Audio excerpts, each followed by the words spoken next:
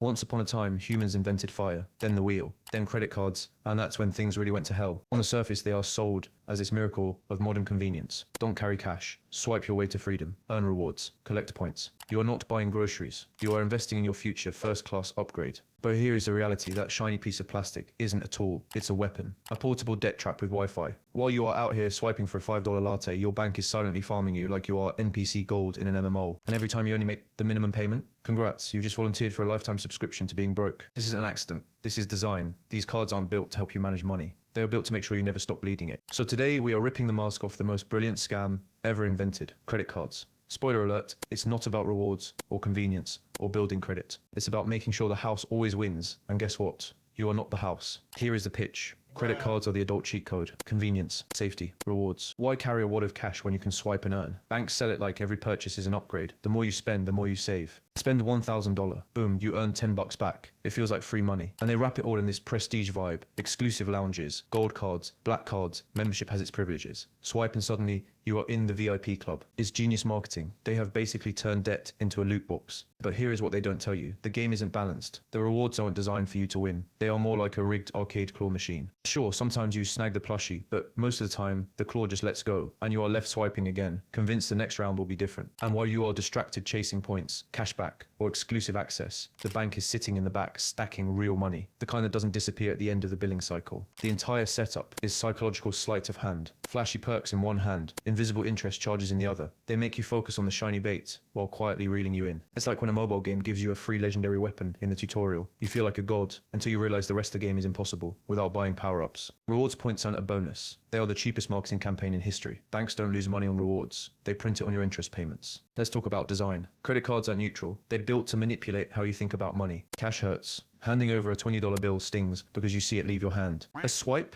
tap, Apple Pay doesn't feel like spending. Psychologists call this decoupling, the separation of purchase from pain. That's why studies show people spend way more with cards than with cash. It's engineered frictionless. Like loot boxes, click, confirm, gone. You don't feel the burn until the statement hits, and by then it's too late. Minimum payments are the biggest con here. The bill comes, you owe $1,200. But hey, don't worry, just pay $35 and you are good. The bank even bolds that number for you, like it's doing you a favor. That's not a favor. That's entrapment. Minimum payments are structured to keep you in debt as long as mathematically possible. Pay only the minimum on that $1,200. You'll be at it for years, dropping thousands in interest. It reframes a mountain of debt into a tiny monthly checkbox. Like Netflix auto-renew, except you don't get shows, you get interest, which is quietly compounding in the background. You have basically installed debt as background software on your life. And banks know exactly what they are doing. They spend billions on UX, on behavioral research, on perfecting the little nudges that make you swipe more, pay less, and stay locked in longer. It's not random. It's not accidental. It's deliberate psychological engineering, designed to keep you hooked. They have gamified debt, and the house always wins. If you want to know why credit cards are evil, here is the one phrase you need: compound interest. Let's do the math. You put $1,000 on a card with 20% interest. You make the minimum payments. By the time you clear it, you have shelled out more than double. You didn't just buy the thing, you bought it twice. That's compound interest, the debt snowball. It rolls downhill, getting bigger, faster, meaner. Banks love this because it's invisible. You don't feel the extra you are paying. You just see a balance that never seems to go away. It's like fighting a raid boss, where every hit you land heals them more than it hurts. The genius and the evil of compound interest is that it works silently. You think you are paying things down, but really you are just feeding the monster. It's the financial version of a Dark Souls death screen: you died. Except here it says, you paid forever. Some call it the eighth wonder of the world. When it works for you, investing, saving, it builds wealth. When it works against you, it's a financial black hole. Banks don't want you on the wealth building side. They want you paying forever. The result: people end up in what I call the lifetime debt subscription plan. You are not borrowing, you are renting your own future income. Forever. And unlike your Spotify subscription, there is no cancel anytime. Compound interest is a quiet siphon, the slow bleed. And once you are in its grip, escaping feels impossible. Here is the part that makes me furious. Credit card companies don't just make money when you screw up. They make money because you screw up. Carrying a balance doesn't make you a bad customer.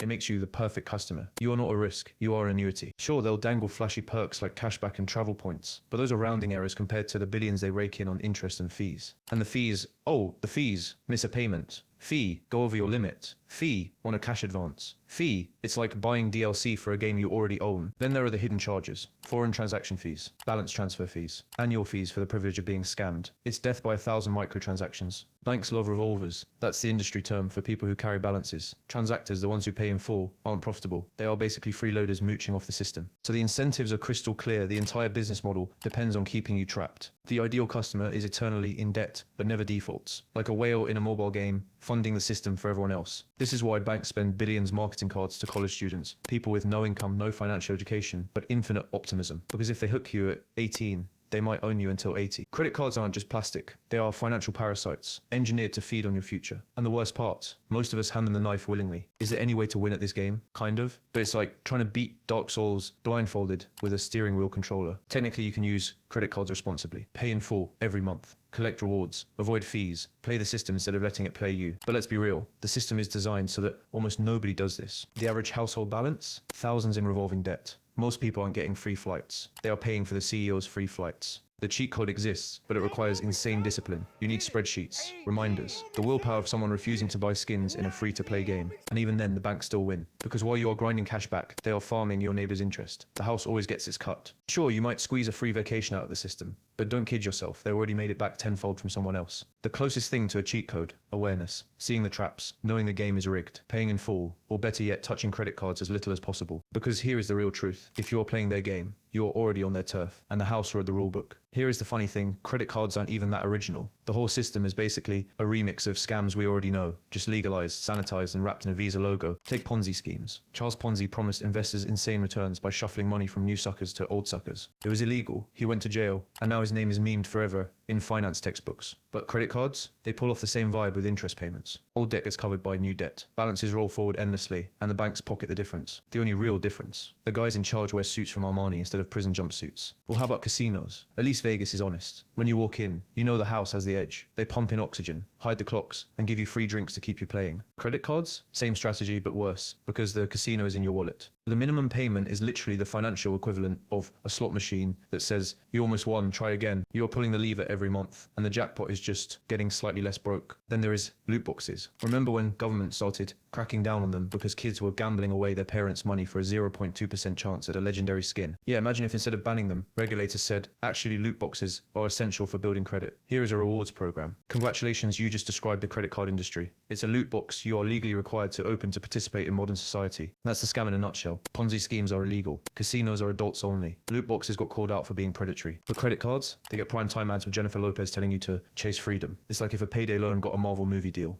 So let's be clear, credit cards aren't just a scam. They are the most socially acceptable scam ever invented. A scam so big, so normalized that not playing the game makes you look irresponsible. And that's how you know they won. So what's the big picture? Credit cards aren't just a payment tool. They are a finely tuned psychological weapon designed to extract money from you with the same precision a casino uses to keep gamblers pulling levers at 3 a.m. And the wild part, this scam is hiding in plain sight. You don't need to wander into some shady back alley or fall for a Nigerian prince email. The biggest, most brilliant con is sitting in your pocket right now, wrapped in shiny plastic with your name on it. But here's the good news. Just by watching this video, you are already less likely to fall for the trap. Awareness is half the battle. You'll start noticing the tricks, the nudges, the little minimum payment mind games, and once you see it, you can unsee it. The system is rigged, yes, but now you are not playing blind. You have got the cheat codes, and maybe, just maybe, you can start turning their scam into your advantage. Because the truth is, credit cards aren't going anywhere, but neither are people like us who refuse to be the easy marks. To the rest of you, the non-believers, the underachievers, the tweeting leaders, you guys make me sick to my stomach, man. Honestly, you guys want to look at my eyes, you guys want to do something? You guys, that's what I thought. No, that's what I thought.